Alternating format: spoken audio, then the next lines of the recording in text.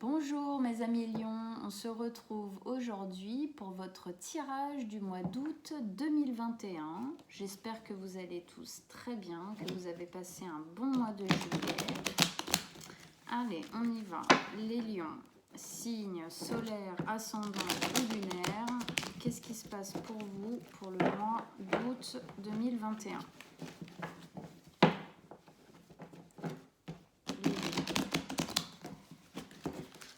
Quelles sont les énergies pour vous, les lions ?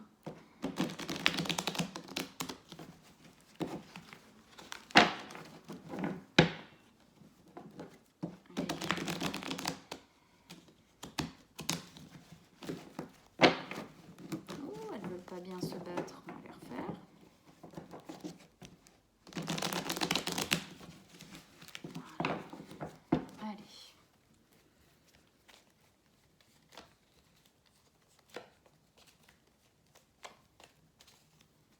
C'est parti.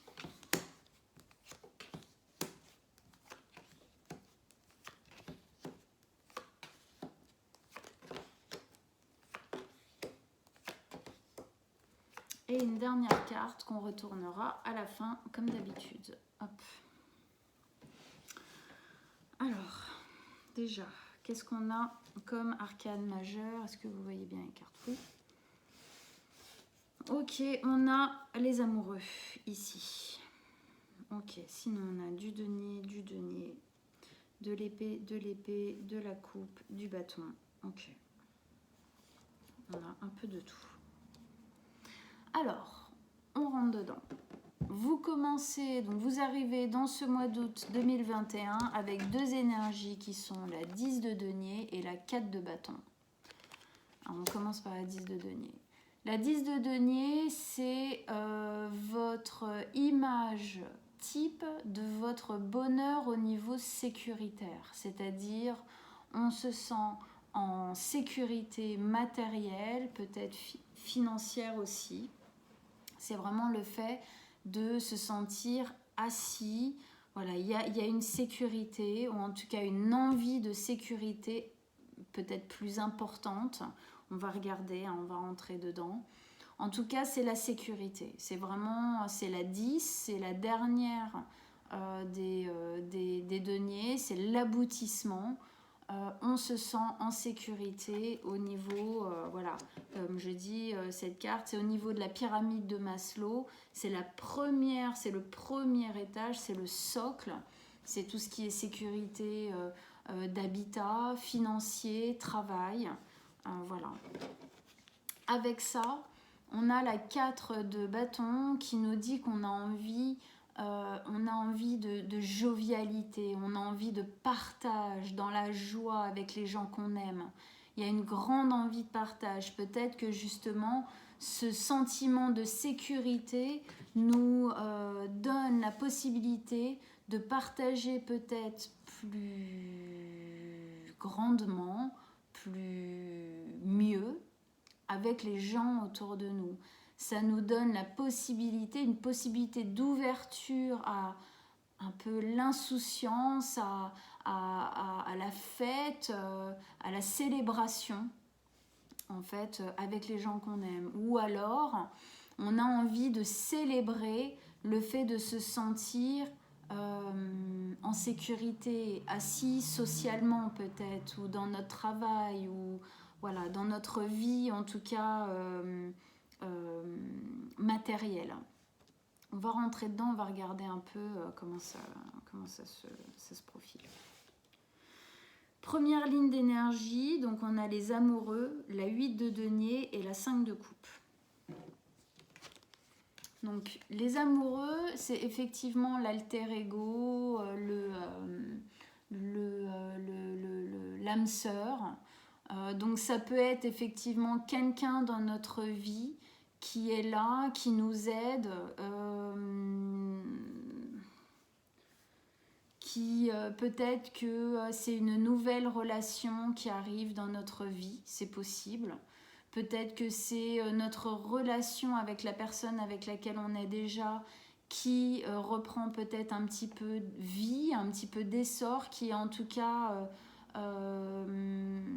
peut-être dans cette envie de célébrer et de sécurité, quelqu'un qui fait partie de ça, en fait, au niveau émotionnel. Donc ça peut être un conjoint, mais ça peut être aussi au niveau amical, familial.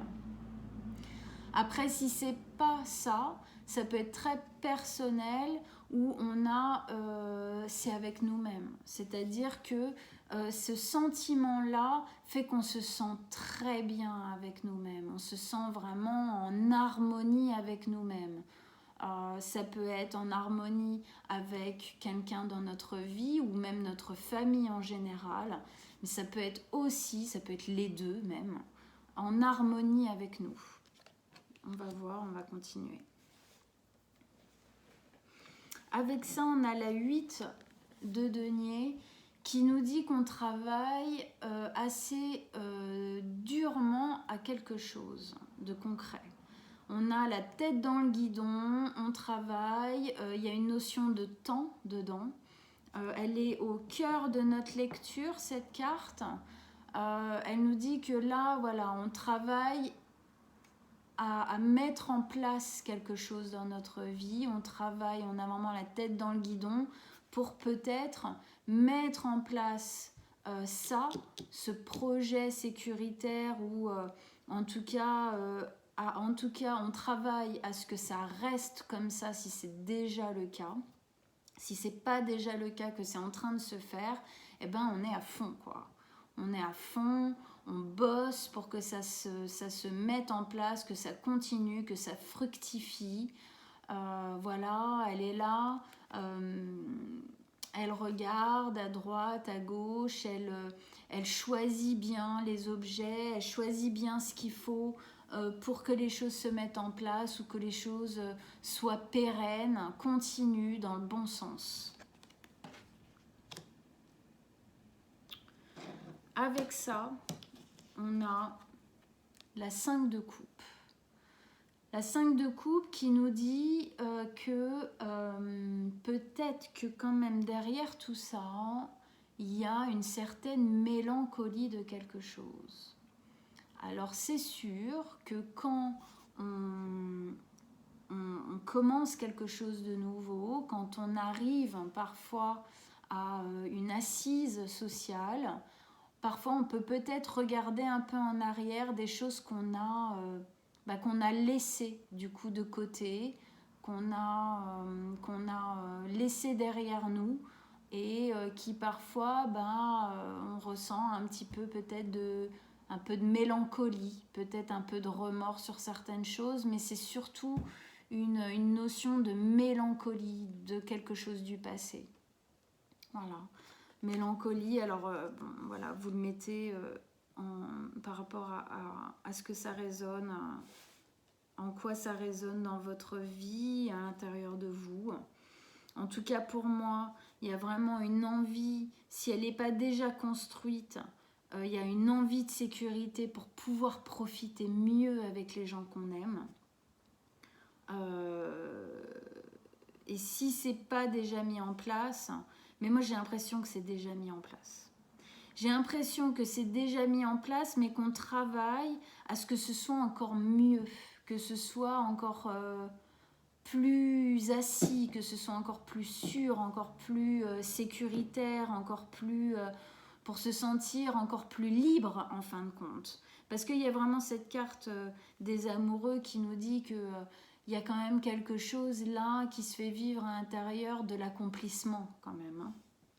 Mais il y a certaines ombres un peu au tableau, pas au tableau général, mais à l'intérieur de vous. Il y a peut-être certaines émotions qui sont un petit peu lourdes, qui sont un peu encore tirées par le passé. On va regarder ça. Deuxième ligne d'énergie, on a la 8 d'épée, la 4 d'épée et l'as de coupe. La 8 d'épée, elle nous dit, la 8 d'épée, elle nous dit que on se sent un peu bloqué par certaines choses. C'est-à-dire, on voit sur la carte que la jeune fille, elle se regarde dans un espèce de miroir, elle se voit bâillonnée, ligotée avec des milliards d'oiseaux, de mauvais augure, entre guillemets, autour d'elle, qui viennent lui susurrer des angoisses, des stress, des peurs. Mais en fin de compte, elle ne se rend pas compte là que c'est que dans sa tête. Si elle veut, parce qu'en réalité, elle n'a rien de tout ça. Si elle veut, elle peut se libérer comme elle veut de ça. Donc ça nous montre bien qu'il y a des angoisses, il y a des choses qui peut-être bloquent ce travail, qui bloquent peut-être vraiment l'aboutissement de tout ça dans notre tête. Je pense que ces angoisses sont liées à peut-être une certaine mélancolie de choses qui se sont peut-être passées dans le passé, justement, qui sont arrivées dans le passé, des choses qui même si on a travaillé dessus, qui malgré tout sont encore un peu présentes et qui nous mettent encore un peu aujourd'hui des bâtons dans les roues, même si on a avancé, même si clairement il y a un vrai travail qui est fait, qui a été fait et qui est encore en train d'être fait. Il y a quelque chose il y a quelque chose qui est encore présent, qui fait que ce travail, il ne peut pas être complètement entier, il ne peut pas être complètement libre et explosé tant que y a ça à l'intérieur de nous. Ça vient nous mettre un fardeau en plus. Et là, on a la 4 d'épée qui nous parle aussi de ça, qui nous dit qu'il y a une sensation de devoir se mettre dans son cocon. C'est une notion de guérison. Je pense qu'il y a une notion de guérison. Alors, est-ce que c'est dans le fait de continuer, parce qu'elle est juste en dessous. Donc, je me pose la question si le fait de continuer à travailler sur notre projet, alors quel qu'il soit, c'est à vous de voir où est-ce que ça résonne dans votre vie. Est-ce que le fait de continuer à travailler, à avoir confiance en soi, va nous aider à guérir ça? Mais en tout cas, là, voilà, on la voit, elle est dans son nid, elle se repose. Il y a une notion de fatigue dedans. C'est logique, cette carte, c'est vraiment la tête dans le guidon. On travaille, on travaille, on travaille. Donc, il y a une notion de guérison et de fatigue. Peut-être aussi de fatigue de ruminer certaines choses du passé, qui au final viennent vraiment plomber quelque chose. Mais je pense qu'il y a quand même moyen de venir guérir ça. Il y a moyen de venir guérir ça parce que ici on a l'as de coupe. Le nouveau départ dans l'écoute du cœur, dans l'écoute de ce qui résonne à l'intérieur de nous, dans l'écoute des émotions, dans l'écoute de ce dont on a vraiment envie pour nous. Et elle vient au milieu de cette carte de mélancolie et de cette carte de guérison. Je pense que la guérison est proche, il y a encore des choses qui sont là, qui sont vraiment en nous, à l'intérieur de nous. C'est pas des choses extérieures, c'est des choses qu'il faut qu'on guérisse à l'intérieur, vraiment. Mais c'est possible que le fait de travailler sur ce projet nous aide justement à arriver à un axe supérieur de ce projet. Je pense qu'il y a déjà des choses qui sont posées, il y a déjà comme je disais, des fondations de cette pyramide qui sont posées, et plus on aura confiance en nous, plus on sera en harmonie dans ce travail avec nous-mêmes, plus en fin de compte ce projet peut-être qu'il va se développer, peut-être qu'il va s'agrandir, et que ça va vous donner enfin la liberté de vous séparer de cette entrave-là, de ces entraves-là, quoi. Donc à vous de voir Où est-ce que ça résonne dans votre vie? Alors, on va regarder l'autre. Ouais. La 7 d'épée. La 7 d'épée qui nous dit que là, pour le moment, vous avancez, mais vous avancez pas aussi vite que vous pourriez. Cette carte, c'est donc la 7 d'épée qui nous dit qu'on avance, mais on avance un peu en catimini, on avance doucement. Peut-être qu'on n'a pas encore le courage de mettre en place certaines choses dans notre vie qu'on aimerait mettre en place en plus de ce qu'on a déjà fait. Et qui fait que du coup, oui, on se sent un peu tiré, quoi, un peu tiré en arrière, un peu retenu. Voilà, c'est ce fameux fardeau dont je parlais tout à l'heure qui nous alourdit, qui nous empêche d'aller aussi loin et aussi vite qu'on voudrait et qu'on pourrait. Je vais en rajouter une de carte sur celle-ci. Qu'est-ce qui pourrait nous aider à comprendre la 7 d'épée? Un message, un dernier conseil. Qu'est-ce qui pourrait nous aider à comprendre la 7 d'épée?